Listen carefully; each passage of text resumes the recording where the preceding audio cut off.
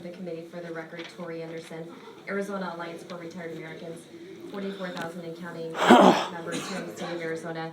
We are a group of retiree volunteers.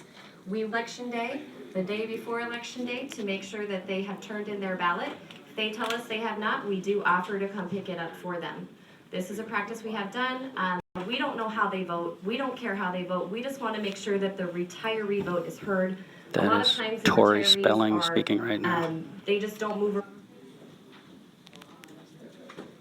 Okay, for the bill, Eric Spencer. Okay, and Eric will give you the 3-minute courtesy since. This is Eric. My name is Eric Spencer. I'm the State Election Director. I'm here on behalf of Secretary of State Reagan, who is strongly in support of this bill.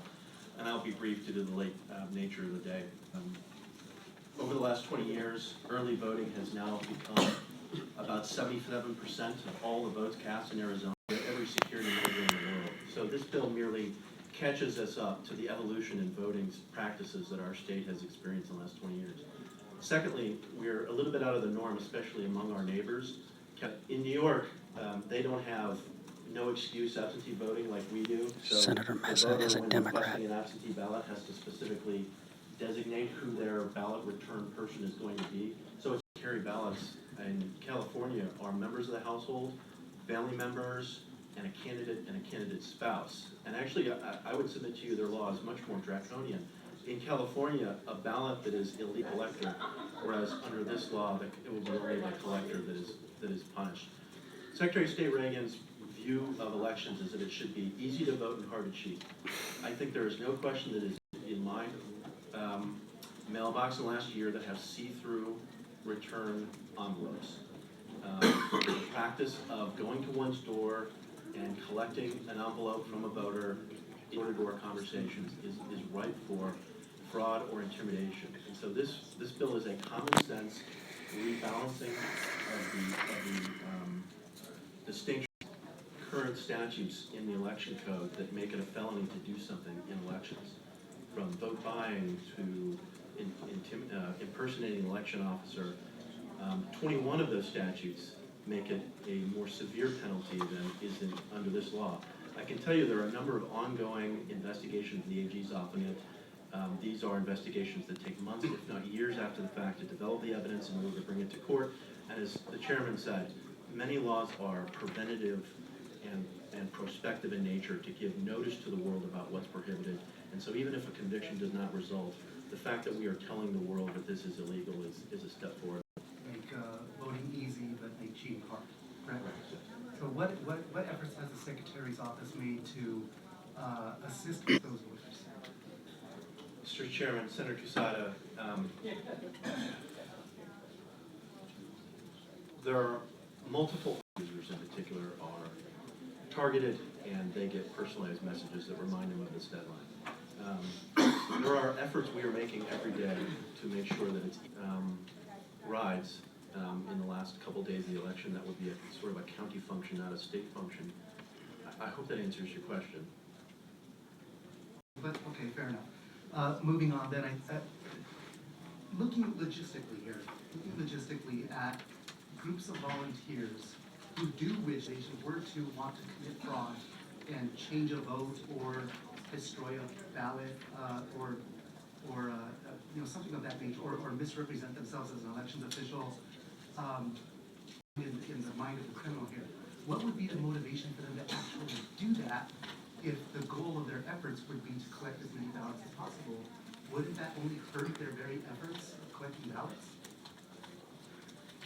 I'm not sure, Mr. Chairman, Senator Quesada. Individuals collecting ballots is that they knock on doors, they develop trust with those voters, and they encourage them to cast their ballots and to ensure their ballots are counted. They inform them about ways to track their ballot online so that they can ensure that it gets counted and turned in. Why are we so fearful that this is happening when it doesn't seem to make sense that it will ever happen in the first place? Mr. Chairman, Senator Quesada, I'm not sure I agree with the premise of your hypothetical, that it would be a well-known, would be an organization that does not identify themselves with a well-known group. They are furtively working with an opposition candidate.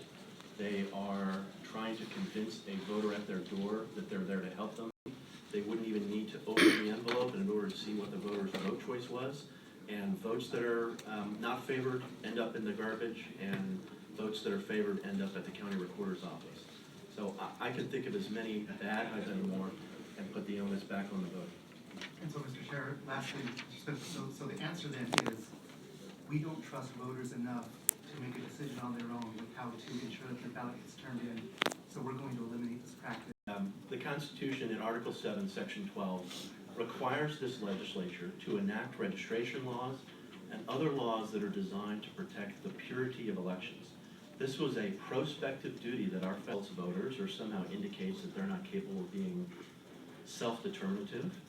If there are basic ground rules in place, like there are at polling places, everybody's vote is enhanced. And I think this merely gives some parity, and I don't think that insults voters. I think that respects voters. And to that point, you mentioned the Chairman roots Kavanaugh, Republican, protecting Senator the Kavanaugh. integrity of the ballots, the election system in the because it attempted to correct a lot of the terrible political corruption and abuses that were occurring in the late 1800s and early 1900s.